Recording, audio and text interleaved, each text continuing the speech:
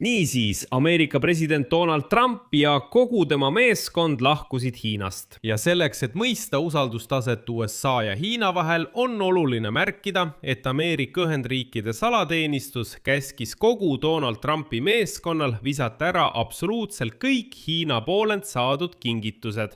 Sellegipoolest peeti 2 päeva läbirääkimisi ja Donald Trumpi delegatsioonis olid 17 suurima Ameerika ettevõtte tegevjuhid.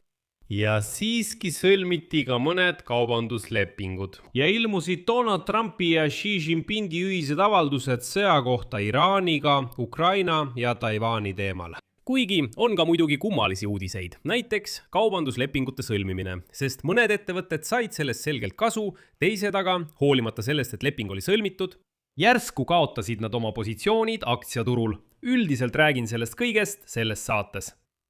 Selles saates analüüsime koos teiega Donald Trumpi visiidi tulemusi Hiinasse iga päevakorrapunkti kaupa. Minu nimi on Aleksei Petši, arutame seda teemat koos. Aga enne kui alustame, palun tellige see YouTube'i kanal, pange sellele saatele like ja kirjutage palun oma kommentaar selle video alla. See aitab väga palju kaasa sisu levikule YouTube'is. Olen teile selle eest väga tänulik, et võimalikult paljud vaatajad saaksid neid saateid näha. Lisaks sellele tellige minu Telegrami kanal Petši News, link sellele on selle video kirjelduses. Alustame siis sellest stseenist, mis ütleb rohkem kui ükskõik milline ametlik avaldus. Nii et reedel jalutasid Donald Trump ja Xi Jinping valitsuskompleksi Chunanhai aedades. See on Hiina kommunistliku partei juhtkonnas salajane residents, kuhu välismaalasi peaaegu kunagi ei lasta. See tähendab, et Trump jalutas koos Xi Jinpingiga selles aias, vaatas lilli ja ütles äkki, ma tsiteerin sõna-sõnalt, kõige ilusamad roosid, mida keegi kunagi näinud on.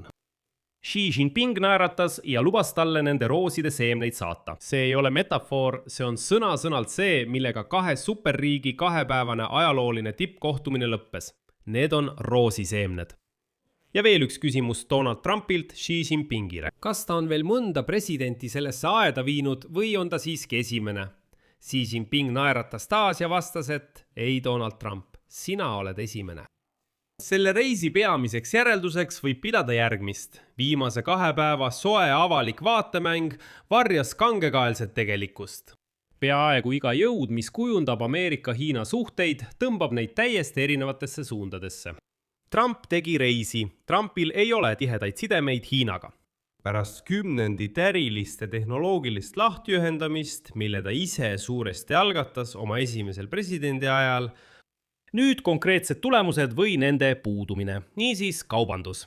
Donald Trump ütles ajakirjanikele visiidi tulemuste kohta järgmist.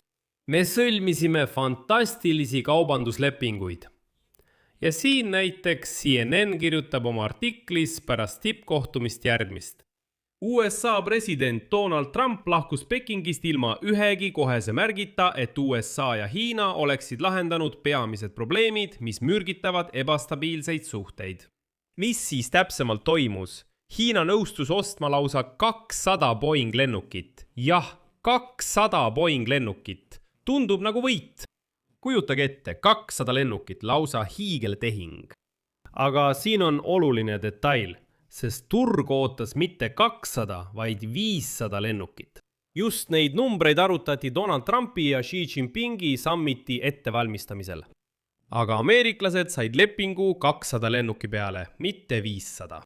Ja siis pärast seda avaldust Boeingu aktsiad mitte ei tõusnud, vaid hoopis langesid 4%. Selline on siis selle näiliselt suurima tehingu tulemus. Teine konkreetne tulemus on videokaardid. USA nõustus tarnima Hiinale võimsaid Nvidia videokaarte. See oli otsele vastus aastaid kestnud pooljuhtide ekspordipiirangutele Hiinasse. Jensen Huang, Nvidia ettevõtte tegevjuht, sattus delegatsiooni koos Trumpiga mitte juhuslikult. See on tema isiklik võit, konkreetne ja mõõdetav. Kuid samal ajal ütles USA kaubandusesindaja James Engrir vaid et tsitaat. USA ootab Hiina ostude suurenemist, ilma numbrite ja kuupäevadeta. Lõppkokkuvõttes lähevad need 2 lähenemist väga lahku. Trump pani rõhku kiiretele tulemustele ja konkreetsetele tehingutele.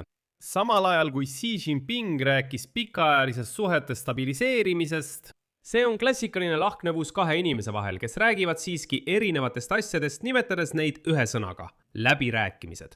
Aga kõigil on eesmärgid täiesti erinevad.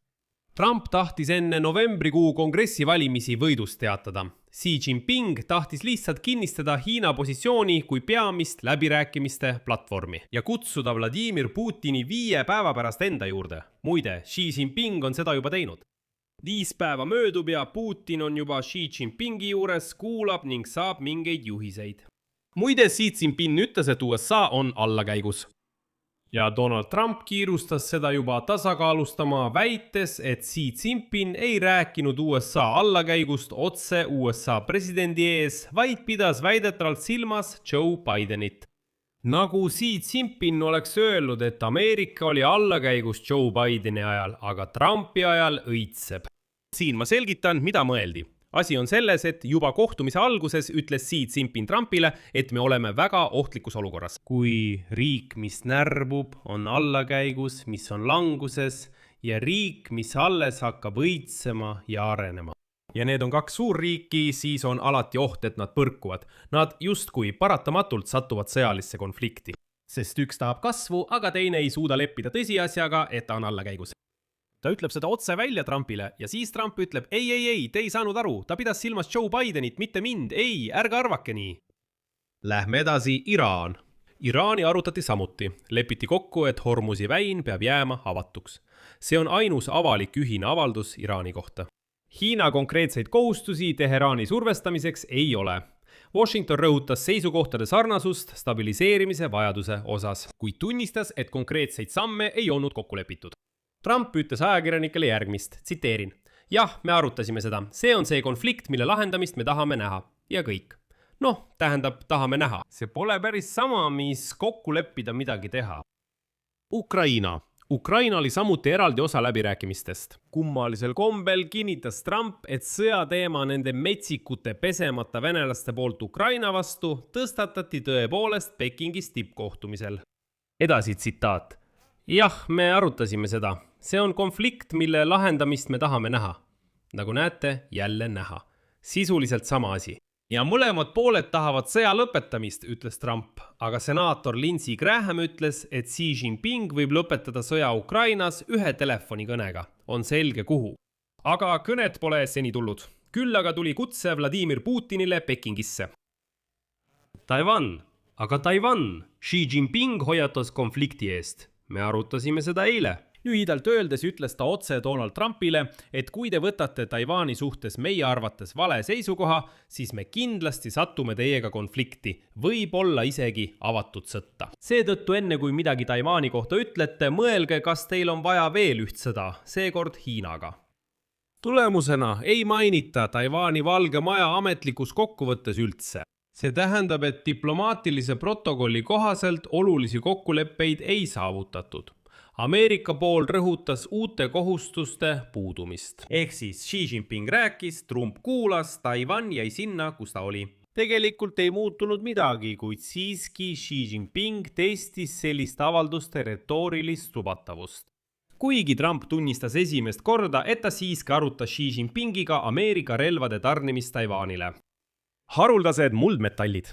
Haruldaste muldmetallide teema tõstatati samuti, kuid nagu Valges Majas öeldi, tsitaat, pooled ei teatanud kokkulepete pikendamisest. Milliseid kokkuleppeid? Tuletan meelde, et 2025 aasta sügisel sõlmitud kaubandusliku vaherahu raames võttis Hiina endale kohustuse mitte piirata haruldaste muldmetallide tarnimist. Selle vaherahu tähtaeg on 2026 aasta lõpp. Seetõttu lahkus Trump ilma selle vaherahu pikendamise kinnitamiseta ja see on muidugi risk. Ja Hiina pakkus välja uue määratluse kahepoolsetele suhetele. Ja Xi Jinping ütleb, et nimetame neid konstruktiivseks strateegiliseks stabiilsuseks. Kõlab ilusasti, see on nagu loobumine vanast retoorikast strateegilise rivaalitsemise kohta. Kõlab ilusasti, kuid see on sõnastus, mis võimaldab Hiinal rääkida koostööst ja samal ajal teha üldse kõike, mida soovib. Mis tegelikult nende 2 päeva jooksul juhtus? Trump ja Xi Jinping kohtusid esimest korda üle pika aja isiklikult. See on iseenesest oluline. Suhted on stabiliseeritud, kuid ainult ajutiselt. See tähendab, et konkreetseid üksikasju pole eriti palju. edasi, hiinlased nõustusid ostma ameeriklastelt 200 Boeing lennukit ja Nvidia videokaarte tehisintellekti jaoks. See ongi see Hiina turu avamine Ameerika ettevõtetele. Muide, Elon Musk oli samuti delegatsioonis. Praegu pole teada, milles ta kokku leppis. Järgmiseks ühine deklaratsioon Hormuzi väina kohta, kuid praegu on see vaid avaldus. Samuti on olemas kutse Xi Jinpingile Washingtoni 24. septembril. Ja mis meil on?